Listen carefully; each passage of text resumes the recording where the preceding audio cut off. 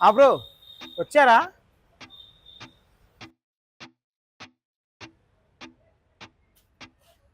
Bro bro చేయొత్తా చూడు. రండి. Hi bro, Krish bro. Hi bro. ఎలా ఉన్నా? ఇందులో బాలు అంటే నేనే అన్నా. మీరేనా బాలు? నువ్వేనా? డైరెక్షన్ అని చెప్పేసి ఇంట్లో గొడవ పడ్డావంట, సర్టిఫికేట్ తగలబెట్టావంట.